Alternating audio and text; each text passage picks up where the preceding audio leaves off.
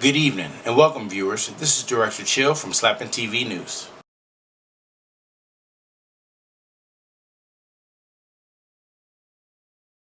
Today we will be reviewing the Wisconsin versus Miami New Era Pinstripe Bowl.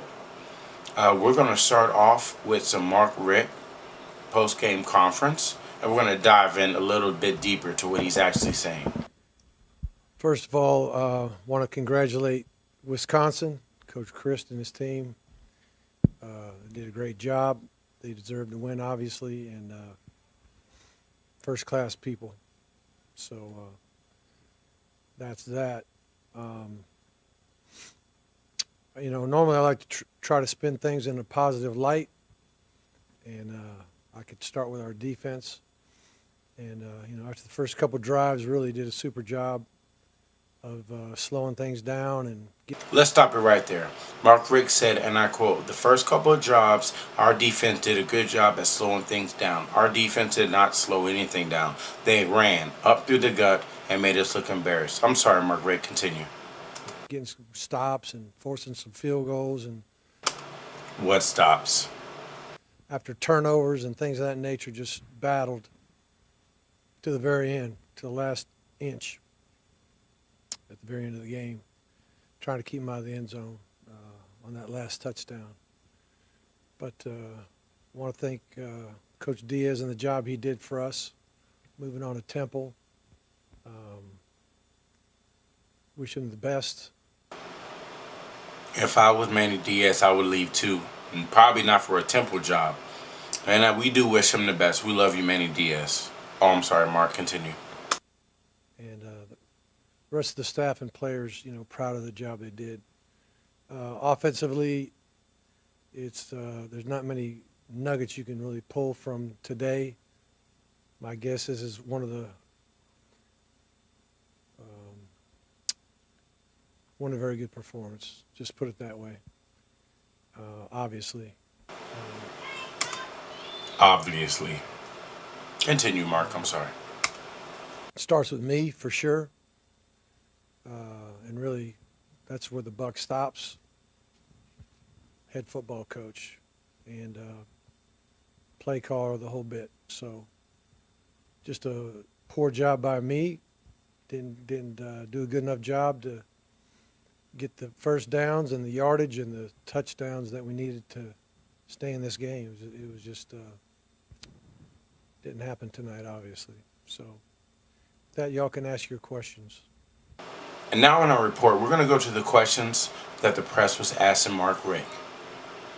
Hey Mark, that said, accepting that after a game is probably not the best time to ask this question, but after a game is probably not the best time to ask this question, but there may not be any other opportunities anytime soon.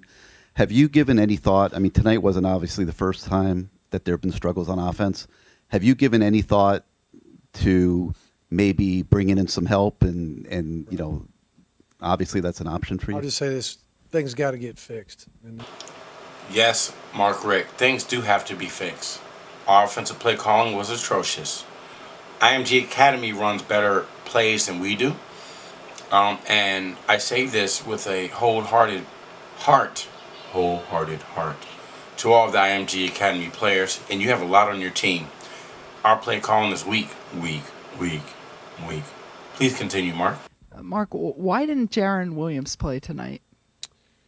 well, he was going to play at the very end, but we, like I had mentioned, Nkosi was not suspended.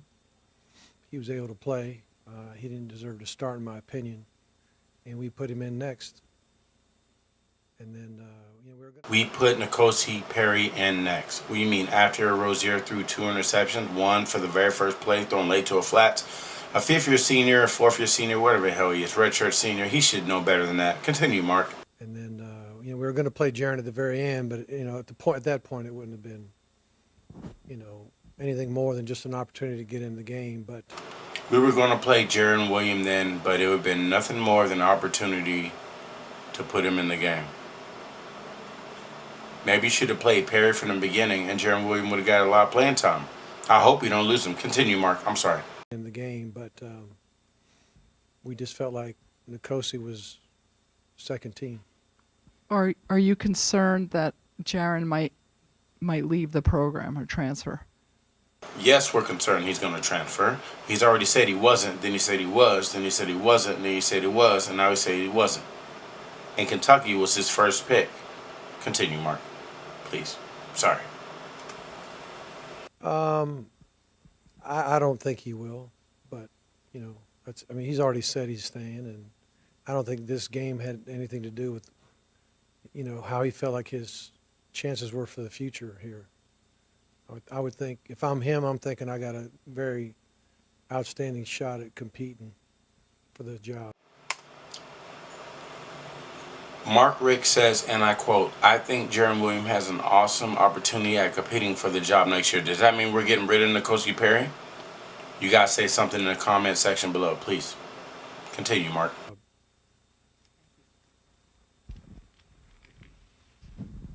Mark, what was it that you saw from Malik ahead of this game that made you feel comfortable making that change? Or did you go back to looking at the film from Pittsburgh where Nicosi only had, I think it was 50 yards? What was the decision in Malik starting today?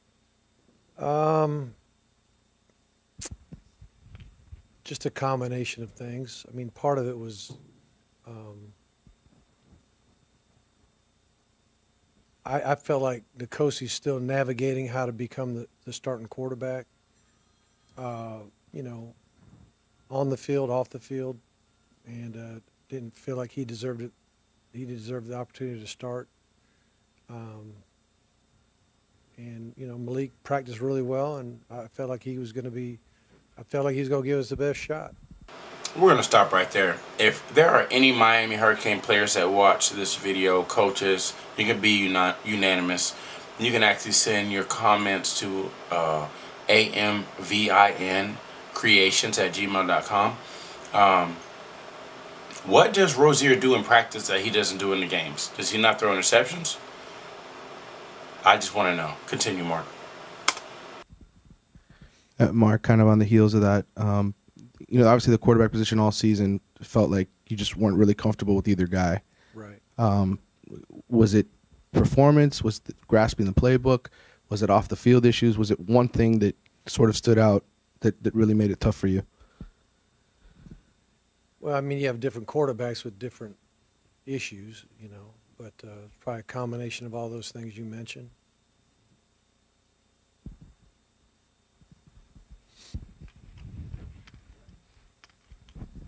Mark, neither team's quarterbacks had really lit it up this year, and I'm just curious if you thought the team that would run the ball most effectively would have the best chance to win, because that's pretty much what happened. Yeah, I think in a game like this, like you say, with the quarterback situation on both sides, you know, the running game is the quarterback's best friend, and you know, they were built for that kind of a game, and they executed well. They got, you know, obviously a great back, and the other back's pretty darn good too.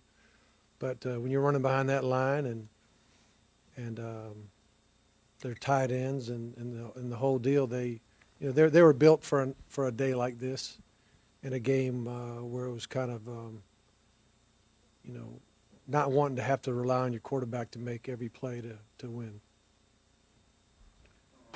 Okay, you guys, we're going to go ahead and stop it right there. I'm going to leave Mark Richt's face right there so you can see the kind of face that he had during the whole press conference.